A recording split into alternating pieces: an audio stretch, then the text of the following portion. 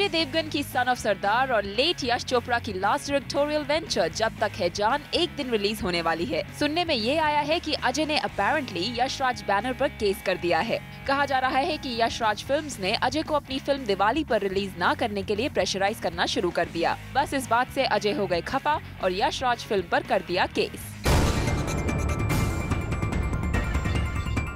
देखा जाए तो अजय देवगन और यश राज फिल्म्स के बीच की इक्वेशन कुछ खास नहीं रही है। उन्होंने कभी भी यश बैनर के लिए काम नहीं किया है। यश चोपड़ा की डेथ सेरेमनी को भी अजय ने किया स्किप, जबकि उनकी वाइफ काजोल वहां मौजूद थी। वहीं यश चोपड़ा की लास्ट डायरेक्टेड फिल्म जब तक है जान के लीड हैं यश बैनर के blue eyed boy Shahrukh Khan. और अगर पुराने पन्ने पलटे जाएं तो अपेरेंटली अजय और शाहरुख का रिलेशनशिप कुछ ठीक नहीं रहा है।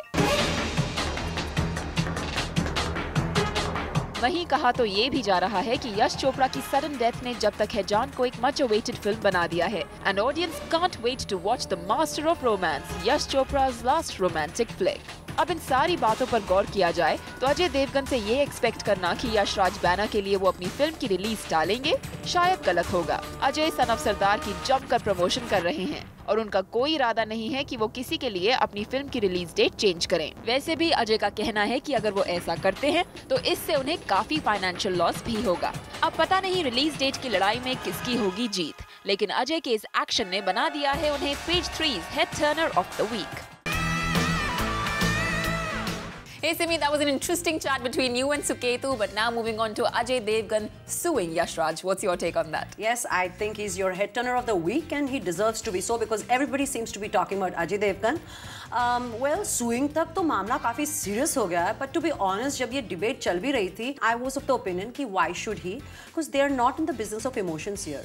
Respect is one thing, but business is something else. तो यहाँ पर जब Eros वालों ने या जो दूसरे producers हैं, distributors हैं, अजय देवगन हैं, उनकी उम्मीदें यहाँ लगी हुई हैं, उनका पैसा यहाँ लगा हुआ है, and this is all about business.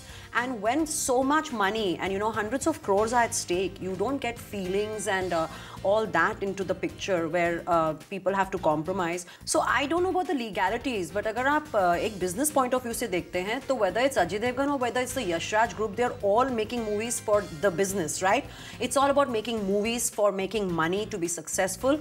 And let's be practical here. It's not like the Yash Raj movie, the collections are going to go to some charity. It's nothing like that. They haven't said anything of that sort.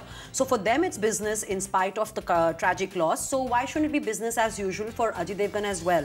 And it's not like Ajay Devgan ने ये last minute decide किया है. It was always public knowledge for months that these movies are going to be clashing at the box office on this particular Diwali release. So I don't see anything wrong with Ajay Devgan's decision to stick to his guns and say, okay, SOS, यानी कि Son of Sardar is going to release on the same date. And like successful showmen always say, the show must go on no matter what. I agree, and I really appreciate that about the Yash Raj camp. You know, they're putting everything they can together to make sure that his last film, his last contribution to Bollywood and to our lives and to showbiz should get the best that it deserves. So when they are leaving no stone unturned, why should Ajay Devgan be suffering and you know his movie is going to suffer and there are going to be financial losses? So I think each one is justified in their own place, but I don't think poor Son of Sardar has done anything wrong in deciding to stick to his guns.